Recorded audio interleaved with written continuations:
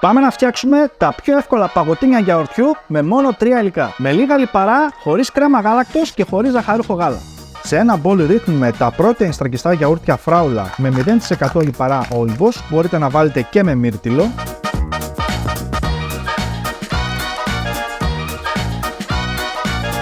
Και φυσικά τίποτα δεν πάει χαμένο. Μία κουταλιά της σούπας φυστικό βούτυρο και τέλος 100 γραμμάρια σταγόνες κουβερτούρας. Ανακατεύουμε πάρα πολύ καλά. Και τώρα θα χρειαστούμε 5 ποτηράκια πλαστικά των 130 ml.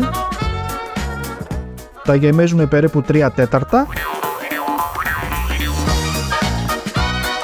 Σε κάθε ένα ποτηράκι θα βάλουμε από ένα ξυλάκι και θα πιέσουμε από το κέντρο μέχρι τον πάτο του ποτηριού. Χτυπάμε ελαφρά το ποτηράκι πάνω στον πάγκο για να μας φίξει πιο καλά το ξυλάκι μέσα στο μείγμα. Τα βάζουμε στην κατάψυξη για περίπου 3 με 4 ώρες να μας παγώσουν καλά. Σε ένα μπεν μαρί θα λιώσω 300 γραμμάρια κουβερτούρα, θα ρίξω 20 γραμμάρια ηλιέλαιο και θα ανακατέψω πάρα πολύ καλά μέχρι να λιώσει και έπειτα θα τοποθετήσω σε ένα χαμηλό ποτήρι. Τα παγωτίνια μας έχουν παγώσει και θα τα ξεφορμάρουμε. Έτσι τα ζεσταίνουμε λίγο με το χέρι μας, το βοηθάμε και εδώ λίγο και βλέπετε έχει ξεφορμάρει. Το βλέπετε? Και απευθείας μέσα στην κουβερτούρα.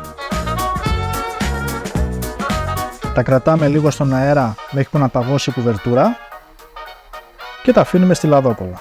Πείτε μας στα σχόλια την επόμενη υγιεινή δροσερή συνταγή που θα θέλατε να δείτε. Ωραία, ολοκληρώσαμε και το τελευταίο. Φυσικά, όσο είναι ρευστή η κουβερτούρα, μπορείτε να πασπαλίσετε με ό,τι ξηρό καρπό θέλετε. Ακολουθήστε για περισσότερες εύκολες και νόστιμες συνταγές.